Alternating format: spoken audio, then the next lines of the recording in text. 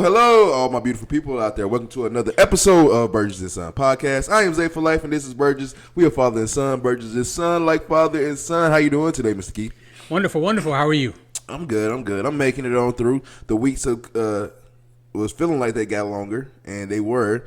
But now it's getting shorter because football starts on Thursday. I can't wait for that.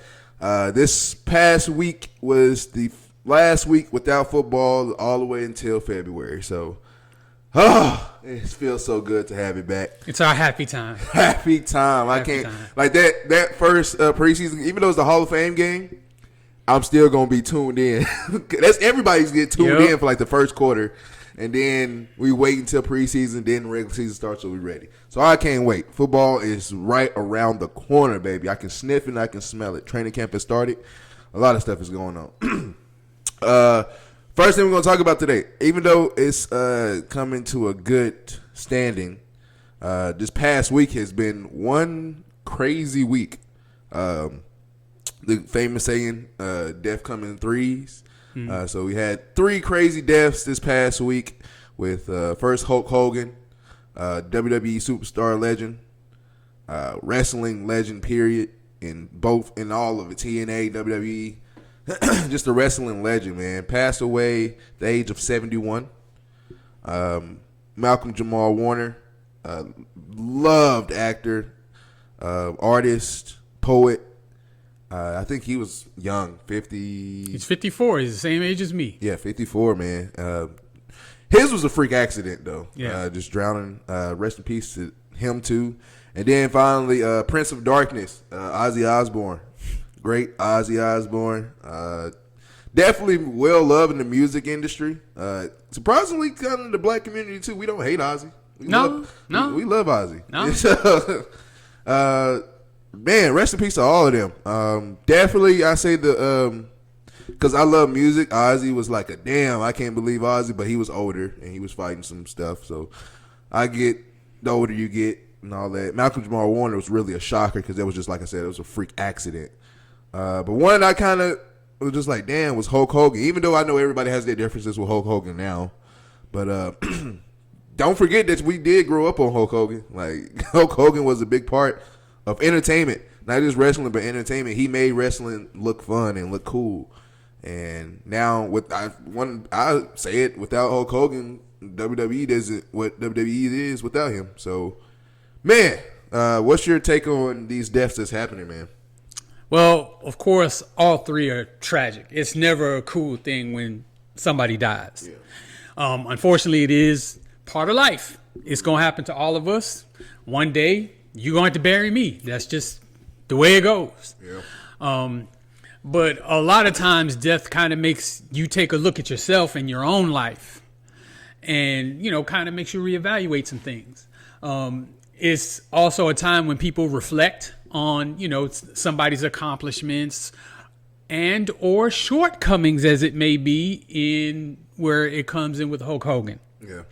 So I have always been, up until recently, maybe up until the last 15 years, I've been a real big wrestling fan. Yeah. So back when it was the WWF, even before it was WWE, is, around the time that I became a fan in the late 80s and, throughout the 90s and into the early 2000s. Mm-hmm.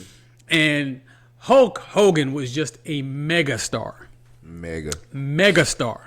So he sold out all kind of arenas. I think he was the headliner in WrestleMania, at least for the first three, I want to say. Yeah, for the first couple, but the WrestleMania 3 was like the biggest pop. Yeah.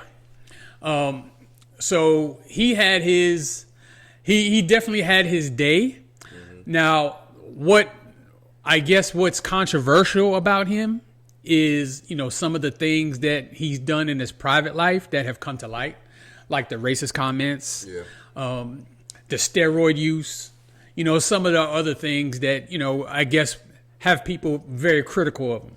Yeah.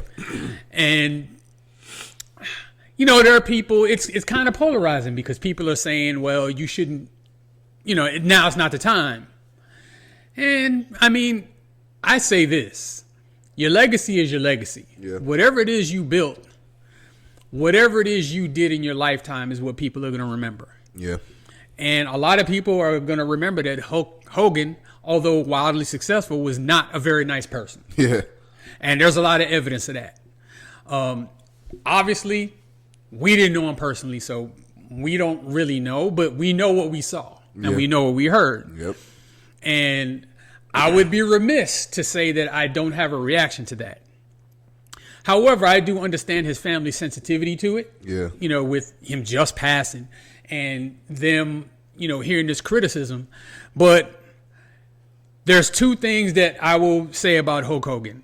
One is he got his flowers throughout his life because whenever he was, you know, at his apex, he got all the love. Yeah.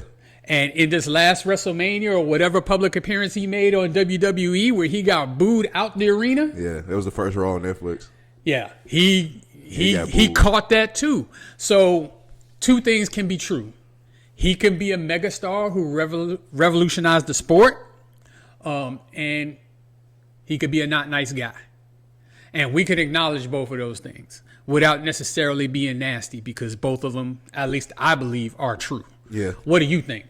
I think in all, the way that life is going, and then we are in 2025, social media plays a big part in everybody's life. So, really, to be honest, people are going to have their opinions and their own self-opinions and their own thoughts about people. So, and it's hard to change people's minds. And so when you're on social media and you kind of, I don't want to sit here and bash people and say it's a lot of followers, but it's a lot of followers. It's a handful of leaders and a lot of followers. And so the followers follow. And so they see the trend. And so, like you said, I don't know him personally. So I don't have any personal hate towards him. I just know that what happened. What you said is what you said. And you go about your day. Mm-hmm. And right now, I just don't think it's the time right now to bring up about him doing all that. It's true that he said it. And it's true that he did it. But right now he passed away. Like you said, the family don't care about what happened.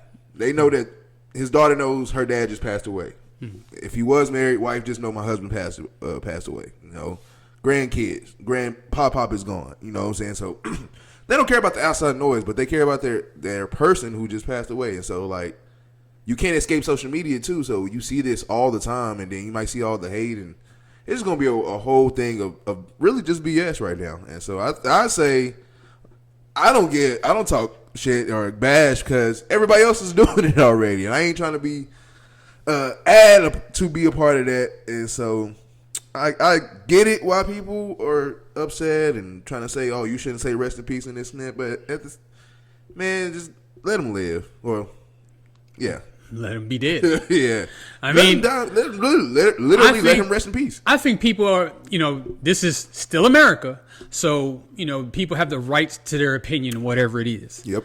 But other people's opinion don't necessarily have to shape yours. Yeah. And just because somebody thinks one thing doesn't mean you can't think the opposite, and it doesn't mean that they hate you or you should hate them.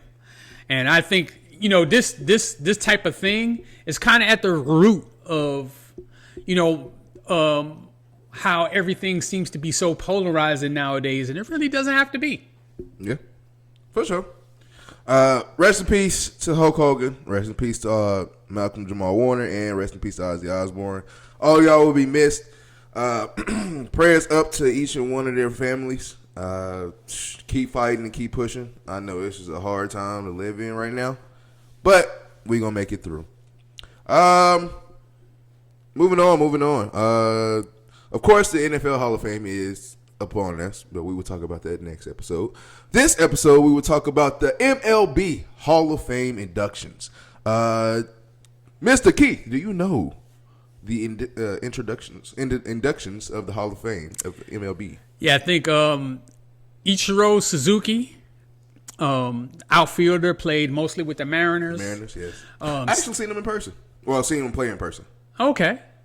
CC Sabathia, pitcher, kind of best known with the Yankees, but he played for some other teams too. Yeah. Billy Wagner, who was a reliever, mostly with the Houston Astros. Dave Parker, who was voted in by the Veterans Committee. So if you don't know, in the Baseball Hall of Fame, you have a set amount of time to get voted in by the sports writers. And after that, there's like a veterans committee that can vote people in. Oh, really? So Dave Parker. Is it just baseball? I think the NFL has it too. Okay. That's kind of cool.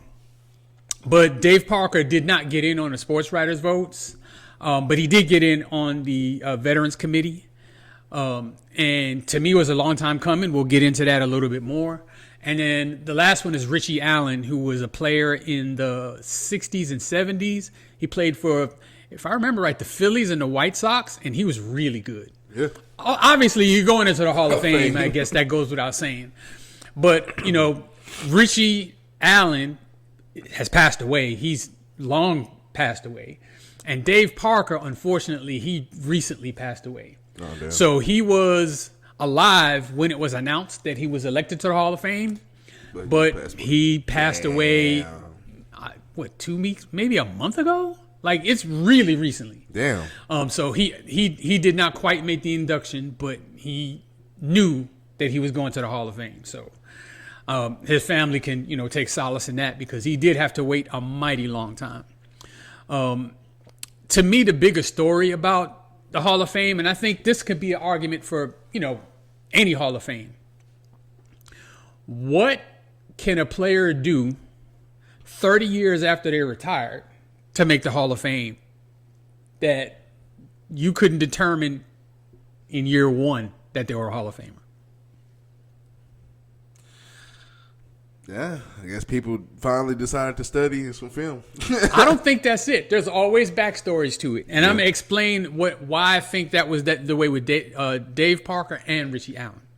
So Dave Parker was an outstanding outfielder and power hitter for the Pittsburgh Pirates and for the Cincinnati Reds mostly. Yeah. So he did win a World Series with the Pittsburgh Pirates. I know you were too young for this. In fact, I was a little young for this, but I do remember the 1979 Pittsburgh Pirates, the We Are Family team. And I think he won one with the Oakland A's in like 1990, 1991. Like towards the end of his career, he won another one with them. But much earlier in his career, he was involved in a scandal where he was implicated in cocaine purchasing and use. Okay. Wow. And so I think that's what kept him out. You know, he definitely had the numbers, he had the impact, he had all of that. He just he was forced to wait because of that. So in Major League Baseball, the baseball writers have so much power when it comes to the Hall of Fame that if they don't like you, you're not getting in. Yep. And so you have to get like 70% of their vote. And a lot of them are really petty. And, you know, because you're a baseball writer, you don't necessarily have a finite, you know, career like a baseball player does. Yeah. A baseball player, 10 to 15 years, that's usually it. It's over. A baseball writer can be a baseball writer for 40, 50, 60 years. And so they'll hold that grudge forever. And punish players forever. So I think that's what it was in Dave Parker's case and Richie Allen's case, because Richie Allen was kind of notoriously not nice to media personnel. And so even though he was a really good player, a great player, I believe that there was grudges that was held against him that, you know, now that it's out of the sports writers' hands, it's basically in the players' hands, or the people who are already in the Hall of Fame's hands. They're recognizing these guys now. Yep. And I've always asked the question, if you're a Hall of Famer, you're a Hall of Famer 5 years after, which is, you know, what the threshold is to be a Hall of Famer, is that, you know, 5 years after your playing career is over, you're eligible to be voted in. So there's nothing you can do between year 5 and year 30 to improve your resume at all to make you more deserving of the Hall of Fame. So if you were deserving in year 30, you're deserving in year 5. And that frustrates me to no end, to see some of these players that are long gone. Not only that, but it's like, you know, it's an honor that they've earned, that like they earned it on the field. And, there's something to be said for being a nice person, but the Hall of Fame, being a nice person is not a prerequisite. Yeah. There's a lot of assholes in the Hall of Fame. There's a lot of racists and criminals in the Hall of Fame. There just are. So, we're not judging people's character. We're judging people's ball-playing careers. Mm-hmm. And if they had a ball-playing career that is worthy of the Hall of Fame, then I believe they should be in, and all this petty stuff should be put aside. It should be. I feel like the community is also getting younger, too. So a lot of people probably don't know a lot of older players. Like, I just saw not too long ago, a player get inducted to the NFL Hall of Fame, and he played in the 40s. Yep. Like, why did it, like you said, why is it taking so long? Yeah. Like, Jesus Christ. What did he do last year that he didn't do in 1945 when he retired, Yeah. So I'm just like, Jesus. Maybe, you know what? I don't know. But as these older sports writers die off, especially in baseball, I think it's more prevalent in baseball where they hold the grudge more than in any other sport because they have all these unwritten rules and all this other kind of crap. As, some of these older, more rigid sports writers die off, you're going to start to see some more of these guys that are getting intentionally left off. Your Barry Bonds, all the people that were accused of steroids, Barry Bonds, Sammy Sosa, Mark McGwire, A-Rod, Roger Clemens. You're going to start to see these guys get voted into the Hall of Fame. Yeah. Because, the people who are holding the grudge now are not going to be around. A-Rod's not in the Hall of Fame yet? No. Oh, wow. Now, if there's people that I mentioned who are just merely accused of using steroids, like they never tested positive or anything. Like Roger Clemens never tested positive. Barry Bonds never tested positive. I'm not saying they did or didn't do it. I don't know. The evidence seems pretty strong in both cases that they did. Yeah. But I do know that there was a period in baseball where just about everybody was doing steroids. So they were just the best of their era, and I believe that's enough to get them in the Hall of Fame. Yeah. But that's just my humble opinion. It is. It is kind of frustrating because it's just like, bro, that shows you that humans are just humans. Like, you can hold a grudge like that, and you're at some position of power that you can hold off somebody's accomplishment because you being petty. Yep. And so, yeah, that can be frustrating. I can see where the frustration comes from. That sucks. But congratulations to all those guys going into the Hall of Fame. And the induction is today. Is it today? It is today. Awesome. Okay. The first guy we said, Ichiro, what's his last name? Suzuki, yes. Yeah, I remember watching him. The Mariners played Atlanta a long time ago, and my uncle had got some tickets, and so we went to that Braves. First of all, that was my first MLB professional game that I went to, and I'm gonna tell y'all straight up, yes, baseball is boring on TV, but in person, that shit was actually pretty fun. It is pretty awesome. And then it's the Braves, so like they get like the Chiefs. Yeah. I was out there like, hold on, they is lit for this baseball game. Like, and then they had a fireworks show out there. So first of all, yeah, getting to see him in person was kind of cool, and then just seeing that atmosphere of baseball, so it's pretty fun. So yeah, don't knock it until you try it. So let's get to the NFL. A lot is going on. Back together again. Weekend is happening. That's when. Who's calling the show? Back together again. Weekend. Back together weekend has happened. That's when they basically training camp starts, and then they go to different practices and interview people. They did the Titans, and then I think they're doing the Raiders. They're doing a lot of teams. So a lot is going on. Training camp will start. Pass has been putting on. You hear the thudding going on. You're going to start seeing injuries. I hate that. That's a part of the game. I understand, but I hate it. I hate when you just put the pads on and you see somebody, ACL. I think Justin Fields just got carted off the field in the last practice. Toe injury. Oh, it sucks, man. They said it's not serious. But, yeah. Yeah, and it just sucks. So, and especially as a Jets fan, Jesus. Yeah, some more news that's just going on. You know, people going to hold out. One big holdout that we have right now is actually from your team. One of the best receivers in the league, in my opinion. Scary Terry. What do you think about his holdout and everything that's going on? Do you think they're gonna? What do you think about it? Sign of relief. I have been a Redskins fan / Commanders, whatever they want to be called now, for well over 40 years now. And I've been there through the great years. I've been a fan through the lean years. Terry McLaurin was drafted, I believe, in 2018-19. He's been with the team when they were god awful. I think it was a little bit before 19 or 18. Could be, but I know he's a veteran of some really sucky teams where he was clearly the best player on the team and he had terrible quarterback play. I think the best quarterback he's had prior to the one he has now, and thank God for Jalen. Oh, thank you, Jaden Daniels. Was Taylor Heineke. Do you know how moribund your franchise has to be that Taylor Heineke is your starting quarterback? I actually like Heineke. I liked him too because he was the quarterback of my team, but I knew we weren't going anywhere.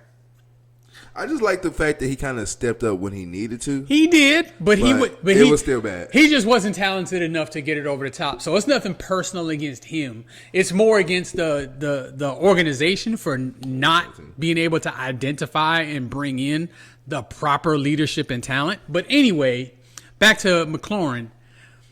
He's been fantastic. He's been great, and he's stuck around through the lean years.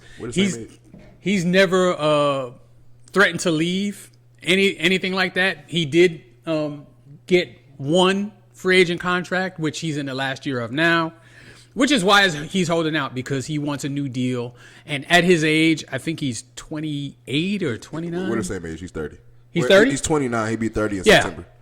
This is his last chance to really make big money. So he's trying to take advantage of his opportunity, and I get that. Now the team is finally good, and there's expectations, and he's key. Very key. So what I'm going to do here is I'm going to have a heart-to-heart with me and my Washington Redskins management. So if you don't mind, you sit this one out. Washington Redskins, come here. We're going to have a heart-to-heart. If you don't pay this man his fucking money, motherfucking yeah, I swear to God, we have, going into this season, the best chance that we've had in 35 years to do spectacular things. We have playoff expectations straight off top. Okay? We have Super Bowl aspirations that are actually reasonable and realistic. Don't fuck it up by not paying this man who clearly deserves his money. Now, I understand this is a new regime and all of that, new ownership, and maybe they're trying to, set some type of tone as that they're just not going to lay down and just automatically pay big money. I don't necessarily know if that's the right approach to take, especially not with Terry. Mm-hmm. But pay the man. Pay him. I don't even understand what the issue is. Now, thank God he has actually shown up to camp after initially holding out. Yeah. So he's shown that he's serious about wanting to play for the Washington franchise. Because a lot of cases, they wouldn't show up to camp without a deal, period. Now, maybe he's one of those, what do they call him, a hold-in, where he'll be there, he just won't participate in anything. And I think they've already given him an injury designation, which is probably... I think he also has an ankle or something. Yeah, which, it's probably some BS. But in any case, look, I bet you that ankle will start feeling a lot better when you give him that 3 years, $110 million or whatever that he deserves. Mm-hmm. Pay him. We got Jaden Daniels on a rookie deal. Pay him. How are you not going to pay him? I don't even understand the justification for waiting and dragging this out. You're making me as a fan real damn nervous. Real nervous. Pay him.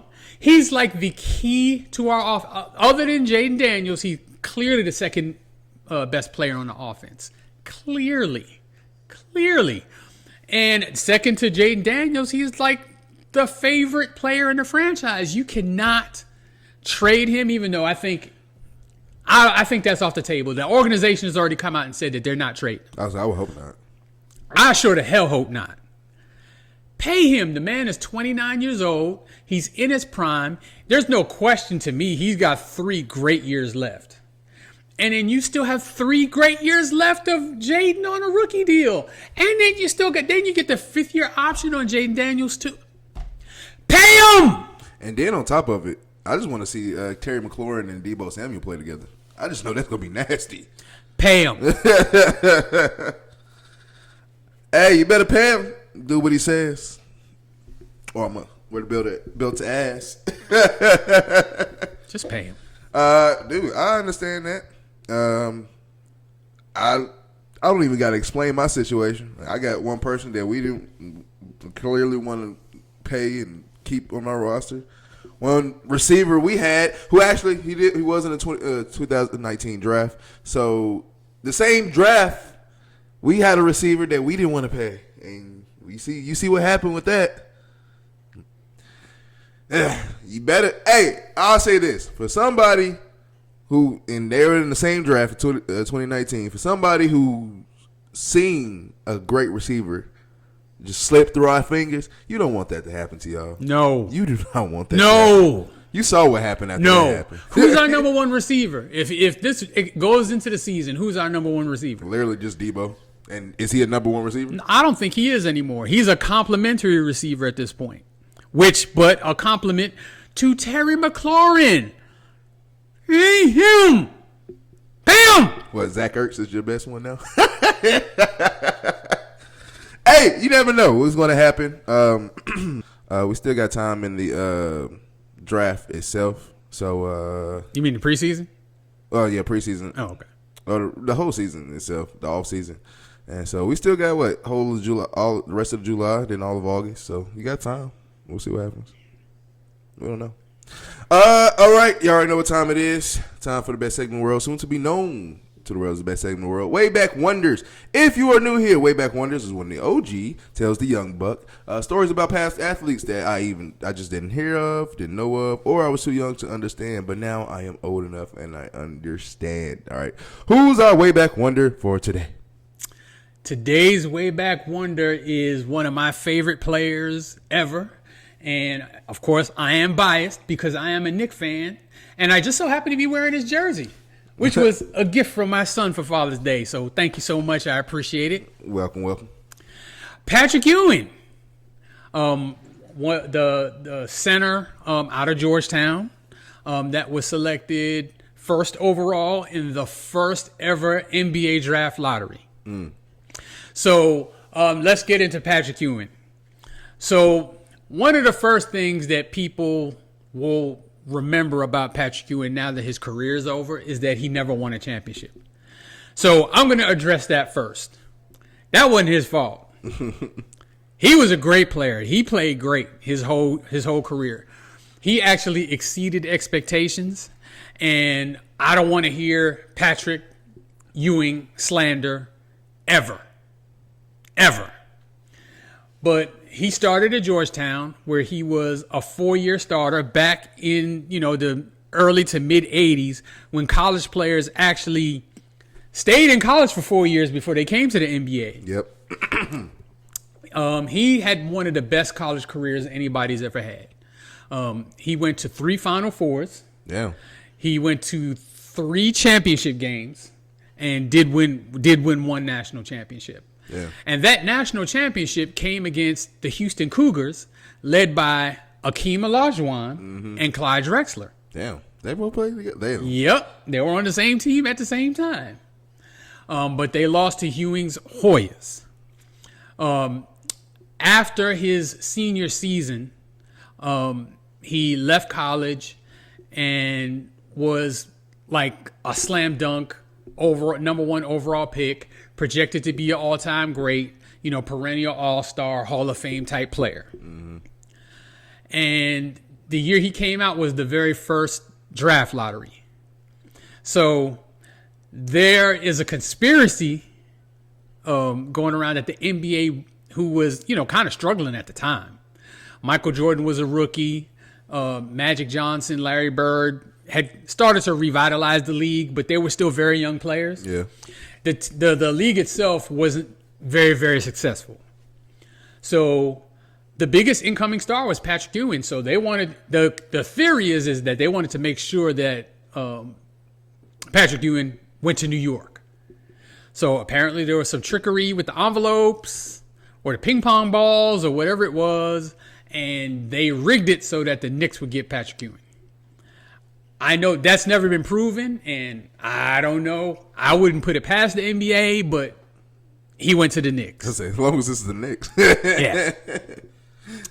And let me tell you that he is one of the few that came in with all that billing and was everything plus when he came in. So when he came in, he was expected to kind of be a Bill Russell type, a decent scorer, but not a dominating scorer, but more a defender, rebounder, shot blocker. Yeah. He was those things when he first came into the NBA, but as he progressed in the league, he developed into a really good offensive player. And, he was routinely averaging, 20-plus points per game per season.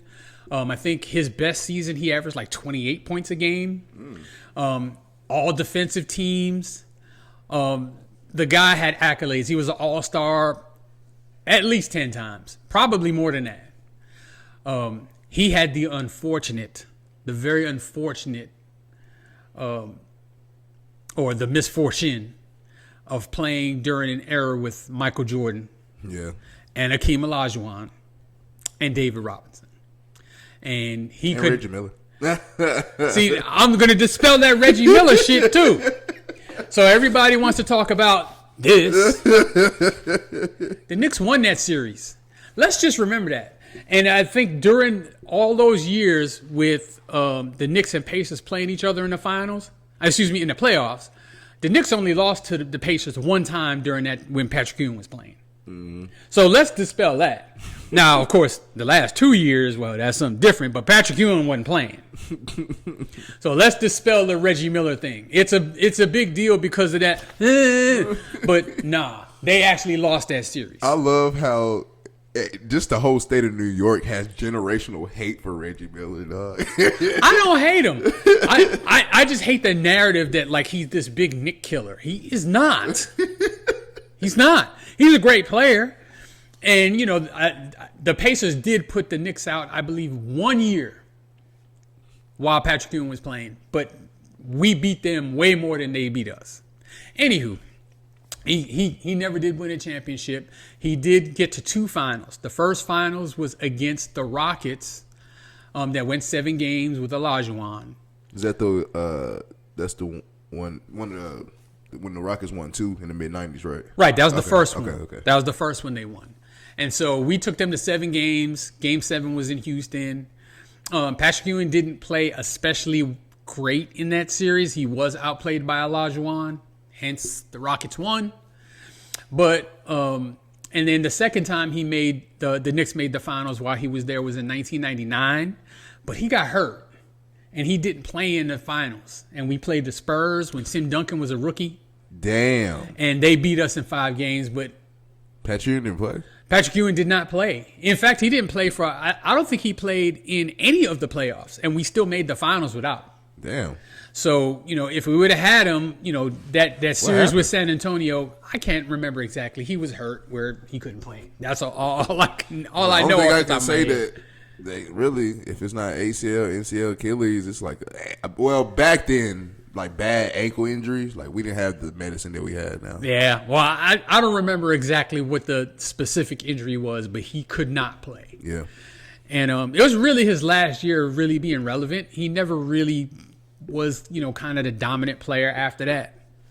But, I mean, he had been in the league since 85. That's, 14, 15 years in the league as a center and the first option. And never having, like a great teammate. He had some good teammates.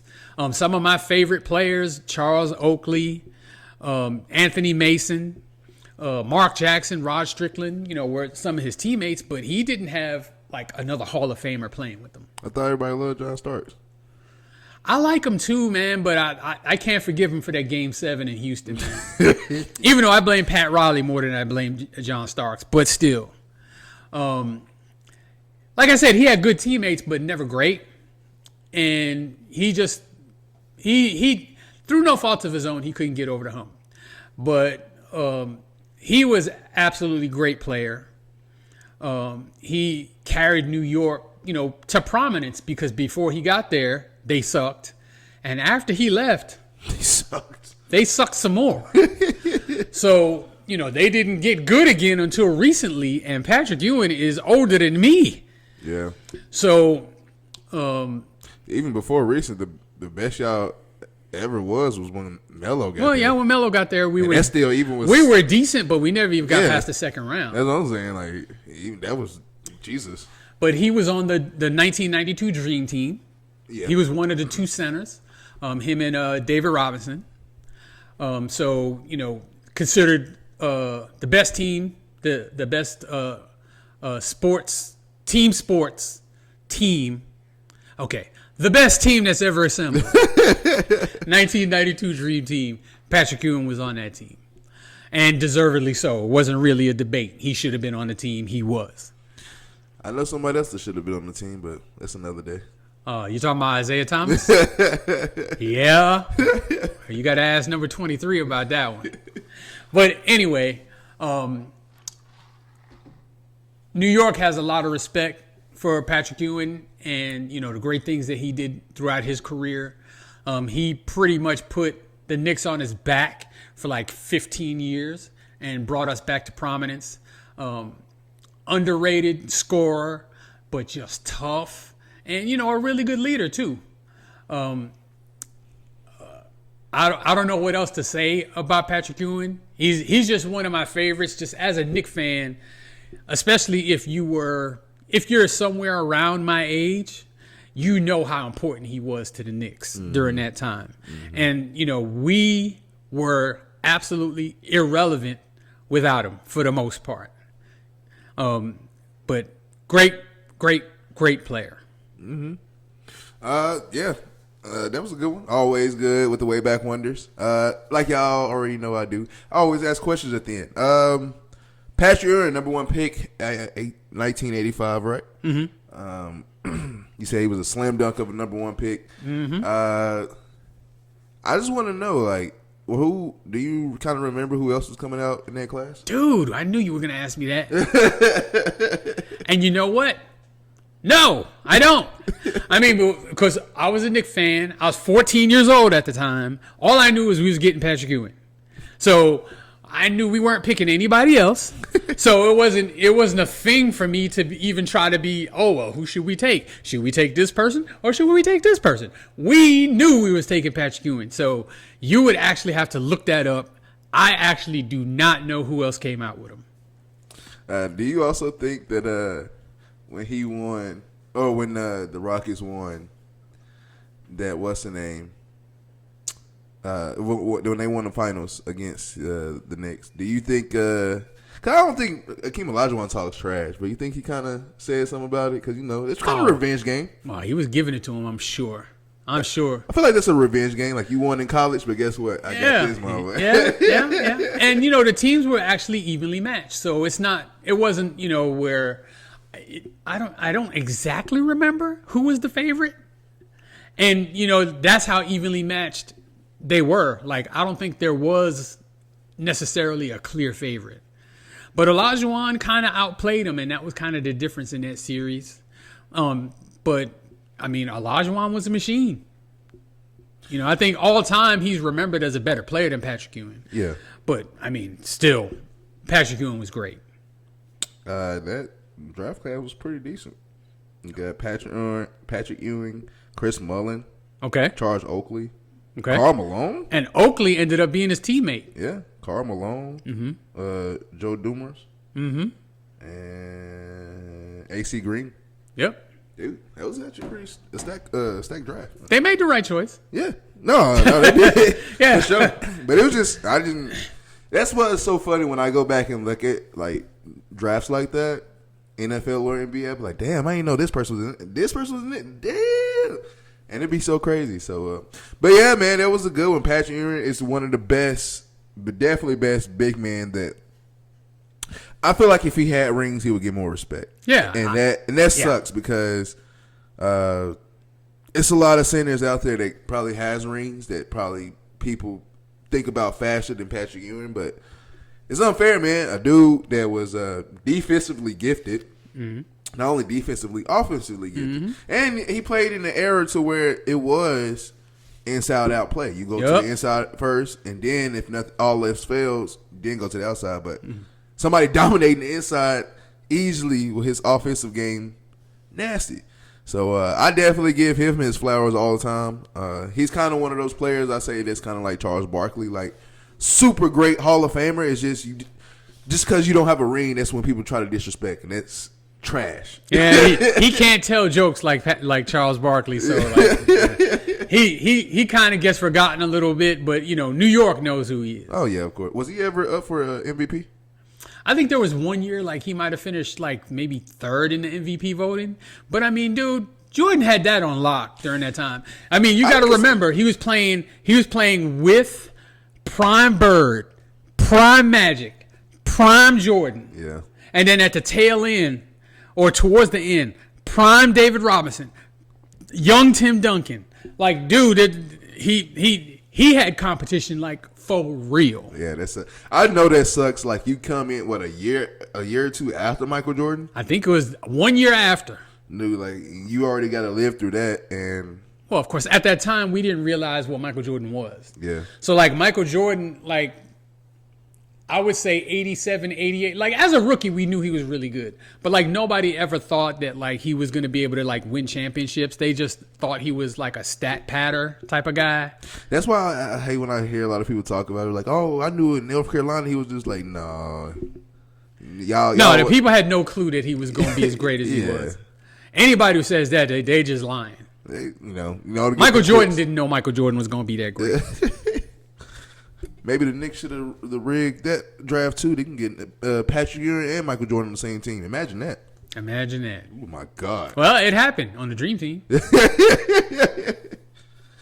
Last segment of the day. Y'all already know. We got the list of the week. List of the week is when we take a topic out of a hat or we pick from the fans. Top 5. And top 5 list of the week this week is the top 5 rivalries of all times. Ooh, I can't wait to hear this one because there's some good rivalries out there. Who is our top 5 of the list of the week? All right, I'm going to preface this by saying that it's not really specific necessarily to any one sport. Okay. So you're probably going to hear multiple sports, pro and college, in this top 5. Okay. But we're going to start in the NFL. Yay. And I had a real hard time with this one because this is kind of relatively a new rivalry because one of the franchises is relatively new. And so the number 5 rivalry of all time is the Baltimore Ravens and the Pittsburgh Steelers. That's a nasty game every time that game is played. And for all the kids out there, it's still new. Ravens became Ravens in what?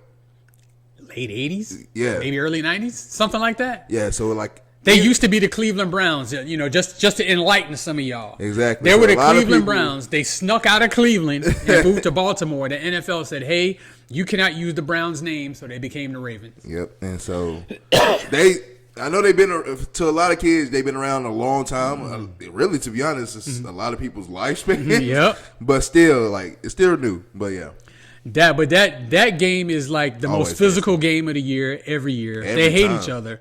And it doesn't matter whether one of the teams is really, really good and the other team is really bad. It almost don't matter who the quarterbacks are.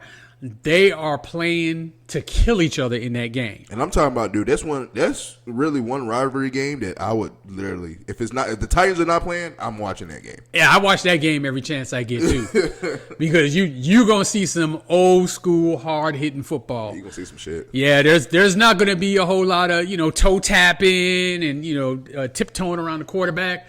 They are going at each other. And like those players that in both of those locker rooms know, it's going to be what they used to call a slobber knocker. A slobber knocker. I think slobber knocker. If I'm not mistaken, Patrick Queen played for the Ravens and literally just went to the Steelers this last year. Did Patrick Queen? Patrick Queen. He's not with the Ravens anymore? No, he went to the Steelers. Ooh, that's like betrayal. Betrayal, bro. Oh my God. But yeah, that rivalry, and of course, there's some other ones, Bears Packers, that are pretty deep. But I'm just picking that one because it's brutal. It's a brutal game, the black and blue game. That's one rivalry game I can say that because you just said what do you say, Bears and Packers. Mm-hmm. Bears and Packers is a good rivalry, but Packers always kind of get their number. Yeah, and they kind of always the Ravens and Steelers. Ravens and Steelers. You don't know who's going to win that game. You do not. Even like you said, even one could be real bad. You still don't know who's going to win this game. Those games are nasty. Nasty. I love them. All right. So we move to number 4, and we're going to go to the NBA. And this one I think is pretty easy.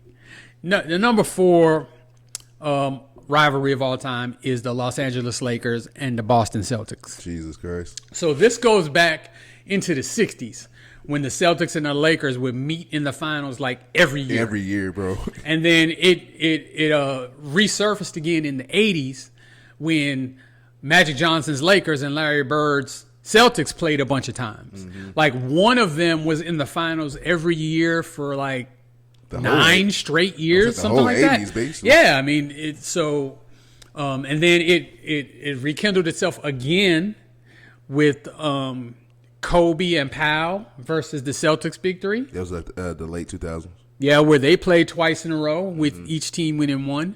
All time, the Celtics have won 18 championships, and the Lakers have won 17. So between the two franchises, 35 championships. And I don't think any other franchise has more than 6. Yeah. Like it's clearly, the biggest rivalry in the sport. And when you look at some of the game's greatest players, they are either Lakers or Celtics. And it's crazy. Even just playing 2K, if I go to the Celtics, it's hard picking a number. Every number is freaking retired as a Celtic. And it's great. Actually, you know what? I'm not going to say it's rekindled itself again, but it's spicy now. Well, when Jason Tatum was healthy. Yeah. But like LeBron versus Jason Tatum, it's always them two franchises that find stars too. Either draft or they get them in free agency. Yeah, they find a way. They always find a way. But yeah, those two franchises, and like just speaking as someone who came up during the 80s when one of those teams was in the finals every year and a few times they played each other, man, that was hate. And I remember they did an interview pretty recently with Robert Parrish, and he talked about how much he hated the Lakers. Yeah. And that the only one he respected was Kareem, and then like I can't remember who the other player was, but it was like somebody who was not a superstar. Yeah, and now every Laker is coming out talking smash. So I mean, it's never gonna. It's probably never gonna end. I just saw Byron Scott talking shit about it. Yeah. So. That's a rivalry. That's literally that's generational hate. That is generational. Like I hate you. Now another generational one. We're gonna stay in basketball, but we're gonna go to college. And Duke, North Carolina. I found this out about like a cool maybe 5 to 7 years ago, but that they're like not even 5 minutes apart. Right, they're right down the road from each other. They're literally, if I remember right, they're 8 miles away from each other. That's crazy. Absolutely nuts. Like absolutely crazy. And from the time I began liking sports and paying attention to it, that's been on. Them two have hated each other. Mm-hmm. And one of the things that they always used to do back, we're talking about Dean Smith, Coach K, like the way they used to recruit against each other. Mm-hmm. I mean, dude, seriously. And then they all, both of them, for long periods of time, were both in the top 5, were both threats to make the Final Four, were both threats to win the ACC, were both threats to win the national championship. And if you look at their list of players that have gone on to successful NBA careers, I would say the Carolina dudes have done better in the NBA. Yeah. But the Duke's put a lot of players there too. I say Carolina has put a lot of more, I guess, Hall of Fame talent players. Yes, but clearly. I think Duke has. You can argue they put more, I guess, talent, skill wise. Players. I don't know if I agree with that one. We got Grant Hill, Kyrie Irving. Grant Hill's the best one. Grant Hill, Kyrie Irving, Jason Tatum now. It's a lot more I can think of. No, there's a ton. And I mean, but like just skill, not just pure skill. Yeah, the Tar Heels can do the same thing though, because all you got to say is Michael Jordan. That's it. Yeah. And then I mean, dude, when he was playing with the Tar Heels, he wasn't even the best player on the team. There were 2 players on the team better than him. James Worthy and Sam Perkins. Yep. Who actually later became Lakers. That's just how it works. So, that rivalry's deep. They hate each other. Those games, again, like nowadays, it's, those franchises. Everything is kind of pampered. Yeah, well, yeah, I'm just saying that nowadays, like, both of those schools are not upper echelon like they used to be anymore. Like you can't expect to see one of them in a Final Four every year, but it's still like pure hate when they get together. It's nasty. And those games are nationally televised games every time. And it's must see TV because they absolutely can't stand each other. I would say they have an argument of being that you can even go, if you go back to the 80s, each decade you can put it together an all-time team with either one of them. Yep. And they can compete. Yep. Like even now, like we're 5 years into the 2020s, but still, like Zion's come out, Cooper Flag now. Shoot, what's the old boy that plays for the Mavericks? Lively. Like these are nice talents that come through these these 2 colleges. It's a nasty rivalry too. But it's so different now though, because if you're any good, you come out. You only stay 1 year. I know. So it's like when I was a big fan, Christian Laettner, yes, Bobby Hurley, Grant Hill. These guys stayed 4 years. Yeah. So there was continuity. You knew these players year to year. And now, like, it's always whoever's the hot freshman. And then they leave. Mm-hmm. So I don't think that's actually hurt the rivalry. I think, just that one and done thing has actually hurt the college sport. But yeah. But that rivalry, I can't even think of anything in college basketball that comes remotely close to them. Maybe back in the day, Syracuse, Georgetown. Yeah. Back in the day, way back in the day, but not to the magnitude of this. It still not. Happens. Yeah, they hated each other, but not like these guys. Yeah, I was like, this is still like this still goes on, and you got former players that still talk about it. Like, yep. I just heard they don't let it go. I heard Tyler Hainsbrough talk about, man, I still can't stand Duke. Yeah, crazy. Like, damn. All right, so now we move to Major League Baseball. You and I think this is pretty easy too. This is Yankees Red Sox. Oh yeah, dude, those franchises hate each other. New York, Boston, those cities hate each other. I grew up in New York. Believe me, I know firsthand. They don't like Boston. And the biggest betrayal of all time is that my son is a Boston Celtics fan, and I want to strangle him for it. But that rivalry has permeated throughout the years. I mean, the Yankees have been great, like just about every decade for forever. I think I seen you like we meet somebody, and the moment it's like, yeah, I'm from Boston, like your whole mood just like, like Boston. I hate Boston that much. I mean, I really do, and it don't stop with the Red Sox. I mean, I hate the Bruins. I hate the Patriots. Celtics. I hate the Celtics. I hate Boston College. I hate Boston cream pie. I hate the Boston Pops. I hate Boston clam chowder. Boston baked beans. Boston baked beans. Man, I hate Boston Market. If it's named Boston, I hate it. That's how deep it goes. Oh man, that's generational. But back to baseball on the field. Like those franchises have always been rivals. Mm-hmm. Some of the biggest moments in Major League history involved those two franchises. Mm-hmm. Possibly the best player that's ever played the game, Babe Ruth, was traded from the Red Sox to the Yankees. Oh wow.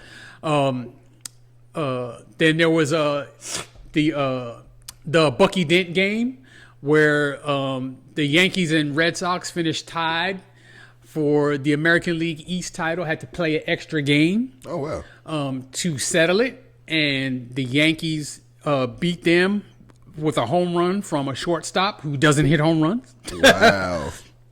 And then there was the down 0-3 where the Red Sox came back and beat the Yankees and went on to win their first World Series in like 80-something years. That was...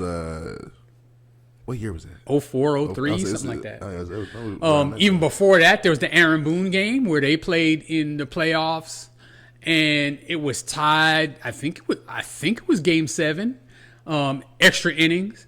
Aaron Boone hit a home run to win the series for the Yankees and send them to the World Series.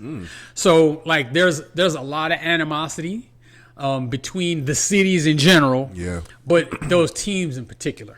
Yeah, those two teams, they go crazy. They go at it, man. I remember definitely those, but I say the 2000s really was some. I ain't gonna say they're the best, but that was some good baseball rivalries because the talent that both teams had at the time. Yes. And yes, dude, I'm not gonna lie. Like, even though I'm not big on the Red Sox, I'm a Yankees fan, but I love to watch Big Papi play.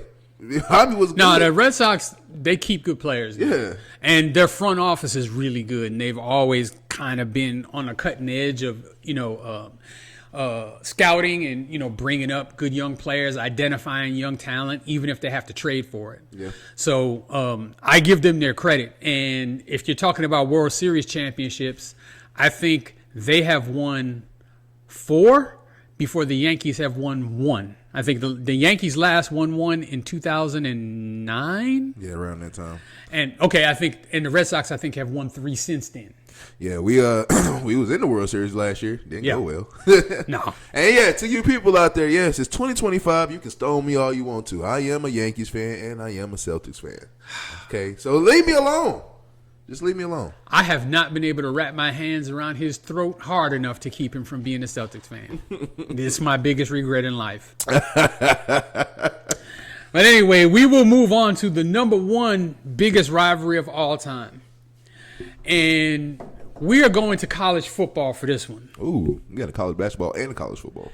Yeah, and this is hatred on another level. When during the week of the game, you don't even use the first letter of the name of the college because you hate them that much. God damn. Michigan and Ohio State. Oh, yeah, they hate each other. And their whole season, national championships, conference championships, that kind of stuff is secondary. Secondary. to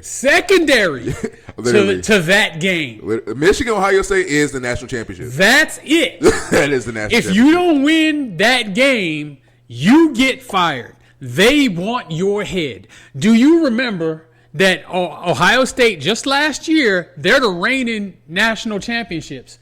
Do you remember that right before that playoffs, they lost to Michigan? Yep. Do you remember that they was about to go murder that coach? Dude, I was just about to say, like, literally, they was about, if Ryan Day did not win a championship, they was firing him. Yeah.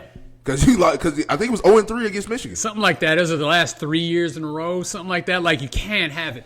I remember when Harbaugh first got there and he didn't beat Michigan for like the first 3 or 4 years. They were calling for him. Yeah. So it's on both sides. But like in Ohio, they will not use the letter M. Yeah. During the dude. That's crazy work. Dude, that's like Bloods and Crips where they won't use the C. Like that, it's just crazy. Like the hatred runs that deep. And of course, I got friends and people I know who are, big fans on either side. Yep. And I'm telling you, it permeates with them. That is the single biggest game of every season, and it does not matter what else is happening. Yep. Both teams could be terrible. One team could be terrible. Last year, Michigan was mediocre at best, but their season was made because they beat Ohio State. Beat Ohio, and then I'm talking about sick. Ohio State was sick. That's why I said they was calling for Ryan's day job after that game. Yep. I even asked a friend of mine, after they won a national championship, well, how do you feel about Ryan Day now? And he was like, he better beat Michigan next year. I'm like, dude, you just beat Notre Dame, Texas, Georgia. You won a national championship. You worried about Michigan next year? Michigan. Look, dude, it's over-the-top rivalry that from the outside looking in, it's beautiful to watch. Yeah. I would hate to be entrenched in that. Yeah, in that rivalry and have to live with the emotions of losing that game. I think because as an Oregon fan, I encounter Ohio State more than I do Michigan. So now they're in the same conference with you now. Yeah. Well, now they are, but I was before then. Like we played them in national championships. Yep. And we played them. They beat your ass too. Yep. And then we beat them. We played them in Rose Bowl games. Yep. Yep. Just recently played in Rose Bowl and got our ass whooped again. Yeah. But so I kind of don't like Ohio State fans because I know Michigan State hates them. Not Michigan State. I know Michigan hates them, but I can't stand Ohio State fans just because we played them and I just know how y'all just talk too much. I hate y'all. But I tell my friend all the time, I say, I see why Michigan hates y'all. I hate y'all too. And so I have no problem with Michigan. Michigan is cool with me, but I mean, I understand the generational hate for it, and it, like I said, it's beautiful to watch. It's actually fun. And it's been the biggest rivalry in college sports since time, man. Forever. And I'm a fan of the Texas Longhorns, and our rivalry with Oklahoma is pretty big, but it's not on par with this. Yeah. And also with Texas A&M before Texas A&M left to go to the SEC. That was a huge rivalry too. But we kind of dominated them. It wasn't. Yeah. We hate. There's still hate, but it was kind of one sided. Even though this wasn't a rivalry, I think y'all, Texas versus Texas Tech was always good games. It wasn't a rivalry. It was just good games. Yeah, because we beat them all the time. But, but this is it doesn't matter. Yeah. I mean, how bad was Michigan last year? And they still beat Ohio State in Ohio State. In Ohio. That's what's really trippy. So, it's a game that when they play, anyone can win. And they talk the maddest shit. And then, I think it's both of their locker rooms, but for sure it's Michigan. They have to pass. One of the teams got to pass each other, and then you just hear them talking and bargaining all this shit. I'm like, Jesus Christ. These are kids that was not even born when the rivalry started. They hate y'all. It goes back Bo Schembechler, Woody Hayes. It goes way back. And it's bad when you have somebody who either went to Michigan or Ohio State on the air on ESPN or whatnot, and then they talk about it, and you just see the attitude rise ugh. Can't stand it. And it's fun, and it's funny as hell, man. Like you said, I'm glad I'm not a part of it. Yeah, dude, it's fun to watch, man. Real. It's fun to watch. I don't know that it would be so much fun to be a part of unless you're on the winning side, which is never a guarantee because that game, you can throw records and, All-Americans and all of that crap out the window when they play. It's just war. And it's not really common that Oregon plays at the same time as them. I think it's only happened a couple of times. But even then, Oregon's on TV. I'm still watching Michigan and Ohio State. Yep. I have to. I'm not missing that game. I'm not. I'm watching that. Yep. I mark my calendar every year. Yep. Last year, I actually missed the Texas-Oklahoma game. Because you remember we was all at the park for your daughter's birthday. Yep. But I'm not missing Michigan, Ohio State. I refuse. Yeah, we are not missing that one. You can't miss that one. No. That's always a good one. Dog, that wraps up our list of the week. And it wraps up our episode. Michigan fans out there, Ohio State fans out there, please don't hurt each other too bad. No, please do. We kind of like to watch the carnage.